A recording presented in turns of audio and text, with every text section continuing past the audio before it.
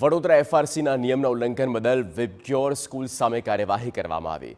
શિક્ષણ વિભાગે સ્કૂલને ફટકાર્યો 30,000 રૂપિયાનો દંડ। સ્કૂલ તંત્રએ વિદ્યાર્થીઓને યુનિફોર્મ પહેરવા માટે દબાણ કર્યું હતું। ચોક્કસ સ્થળેથી યુનિફોર્મ પુસ્તકો ખરીદવાની ફરજ પાડવામાં આવી। લાયકાત વગરના શિક્ષકોની ભરતી કર્યાનું પણ સામે આવ્યું। એફઆરસીના નિયમનું ઉલ્લંઘન થતું હોવાની વાલીઓએ રજૂઆત કરી હતી અને વાલીઓની રજૂઆત બાદ સ્કૂલમાં તપાસ કરવામાં આવી। તપાસમાં ક્ષતિ જણાતા શિક્ષણ વિભાગે દંડ ફટકાર્યો છે। વિદ્યાર્થીઓને વાલીઓની મરજી વિના